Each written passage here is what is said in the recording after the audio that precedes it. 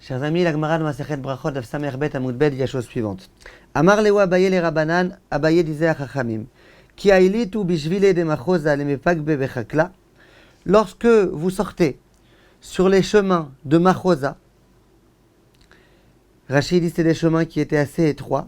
Lotechezu, lo lehargisa, velo lehargisa. Ne regardez ni à droite ni à gauche. Bref, regardez tout droit. Dilma yadve naché, vela aforachara listakule beo. Il dit parce que peut-être qu'il va y avoir des femmes à droite, à gauche, et que tu risques d'en venir à les regarder. Donc, regarde tout droit, de préférence les yeux vers le bas, pour être tranquille. Demande le Rav Rota, dans son livre fabuleux Tarat HaKodesh. Il dit, c'est quoi cette expression-là dans laquelle Rav dit, de peur qu'il y ait des femmes qui sont assises, Vela vorachara, et c'est pas bien, c'est pas poli de les regarder, c'est pas convenable de les regarder. Mais je comprends pas, de regarder des femmes, c'est un isur de Horaïta. Velo taturu achare levavchem vachare enechem. Ne vous écartez pas après vos yeux et après votre regard. Ça veut dire quoi? C'est pas joli de regarder. Comment on peut comprendre cette phrase-là? Vient le Rav Rota et il dit la chose suivante. Il dit, évidemment, quand Abaye parlait à ses élèves, il parlait à des gens d'une immense dimension. Il ne les suspectait pas, chas v'shalom, d'aller faire exprès de regarder des femmes et d'avoir l'intention de profiter d'elles. C'était des grandes tzadikim. Or, qu'est-ce qu'il avait l'intention de dire? Il n'avait pas l'intention de dire ne les regardez pas parce que si vous les regardez, c'est pas poli. Il avait l'intention de dire, même si vous cherchez par exemple quelqu'un, c'est pas que vous allez regarder pour regarder. Vous n'allez pas regarder pour regarder, vous allez regarder pour chercher quelqu'un. Mais malgré tout, ne le faites pas. Ne regardez pas à droite ou à gauche. Pourquoi? De peur que les gens qui vous voient, ils vont se dire, ah, celui-là, ce Talmid Chacham, il veut regarder des femmes. Au moment où tu sais qu'il y a des femmes dans la rue, ne regarde pas ni à droite ni à gauche. Même si ton intention c'est de regarder à droite, non pas des femmes, mais un homme, tu cherches quelqu'un en chemin. De peur que les gens qui te voient regarder à droite, ils vont se dire, ah, celui-là regarde les femmes. Et c'est un Talmid Chacham. Dit le Rav, je vous lis dans les mots, il dit, Veze pshat ha'emet bedivre chazal. Ce pshat-là, c'est le vrai pshat dans la Gemara. Ve'ameaper ou meaper divrei Elokim chaim. Ce qui veut expliquer différemment, eh ben, il se trompe complètement. Il prend la Torah d'Akadosh Baruch Hu, il la transforme. C'est ça le pshat de cette Gemara. Évidemment, Abaye s'adressait à ses élèves qui étaient les Talmidei Chachamim. Et évidemment, quand on parle des Talmidei Chachamim, il faut faire particulièrement attention.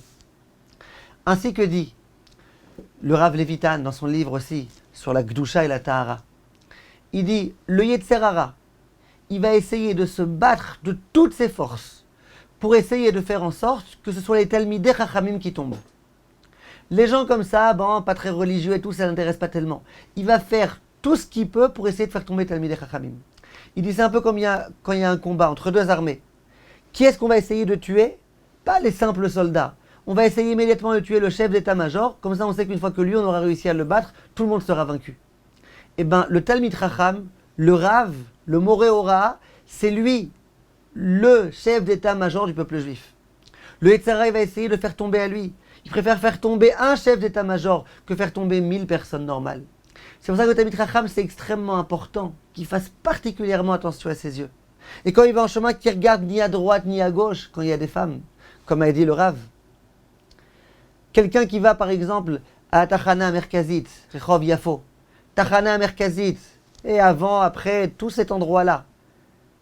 Même si ce Talmid Chacham, il réussit à faire attention à ses yeux, même s'il réussit à ne pas regarder, vous êtes d'accord que les personnes qui vont le voir, ils vont se dire peut-être que lui, il veut regarder des femmes. Qu'est-ce qu'il fait ici?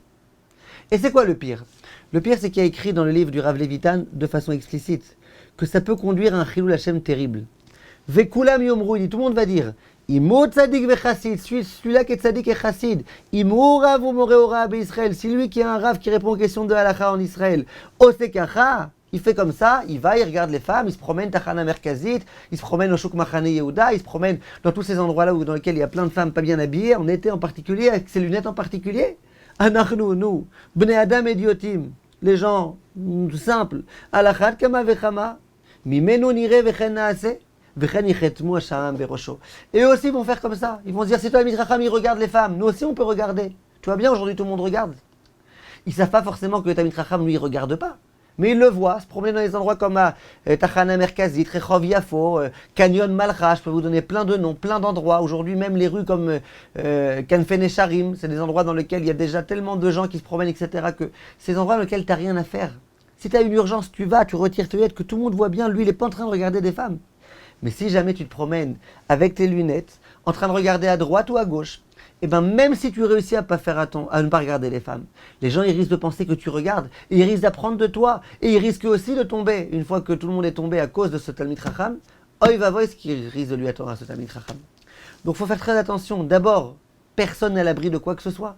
Le Talmid Chacham lui aussi, au jour d'aujourd'hui, qu'est-ce que tu veux qu'il fasse? En dehors de ça, les gens peuvent apprendre de lui. Au début du Sefer Lev Eliyahu, il est rapporté qu'un jour, le Rav Eliyahu Loupian, très très grand tzaddik, était avec ses élèves, et puis il avait quelque chose à faire dans le quartier de Machane Yehuda. À un moment donné, il devait partir de là-bas, et ses élèves se sont dit, bon, on va emprunter un raccourci. Ils l'ont fait passer par le chouk. Chouk Machane Yehuda, je ne sais pas de quoi il avait l'air le chouk à l'époque, aujourd'hui c'est une jungle. Au moment où le Rav s'est aperçu qu'on l'a fait passer par le chouk, il s'est mis en colère. Il leur a dit, vous n'avez pas honte. Vous voyez un endroit où il y a de la pritzout, où il y a des femmes pas bien habillées, vous n'avez pas honte. Il y a écrit dans la Gemara que même si on va dans cet endroit-là et qu'on ne regarde pas, celui qui va là-bas, il est considéré comme étant un rachat. Et moi, vous m'amenez là-bas? Vous comprenez bien, mes chers amis, qu'aujourd'hui, il y a très peu de rues qu'on peut fréquenter tranquillement et normalement. Et vous comprenez bien, en particulier en France, mais même à Yerushalayim, même à Bnei Brak, même partout, il faut faire extrêmement, extrêmement attention. Be'atzlacha, mes chers amis, et à très bientôt. Kol Touv.